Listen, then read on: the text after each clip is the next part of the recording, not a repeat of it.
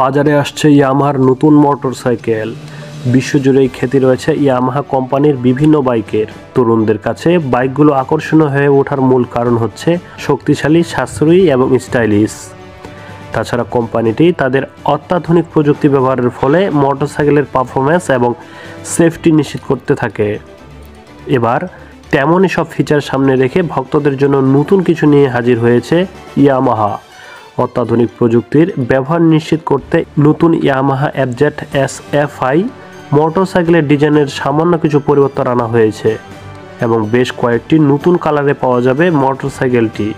চলুন জেনে নেওয়া যাক মোটরসাইকেলটির দাম ও স্পেসিফিকেশন সম্পর্কে।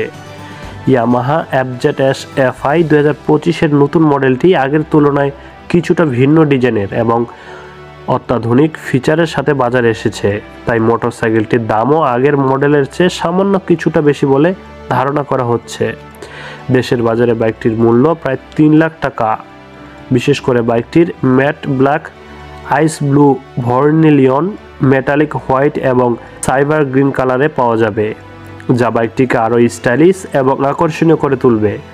নতুন এই বাইকটিকে পাওয়ার ট্রেন হিসেবে ব্যবহার করা হয়েছে 149 সিসি সিঙ্গেল সিলিন্ডার এয়ার কুল ইঞ্জিন, যা 112 বিএইচপি পাওয়ার এবং 13.3 Nm টর্ক পিক করতে সক্ষম। উচ্চ গতির জন্য বাইকটিতে 5 স্পিড গিয়ারবক্স ব্যবহার করা হয়েছে।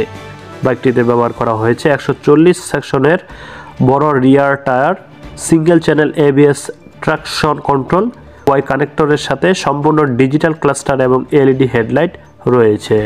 কোম্পানি সম্পূর্ণ এখনও দামের কথা উল্লেখ করেনি, তাই ধারণা করা হচ্ছে বর্তমান প্রাইজের থেকে বাইকটির দাম 20 থেকে 30 হাজার টাকা বেশি হতে পারে।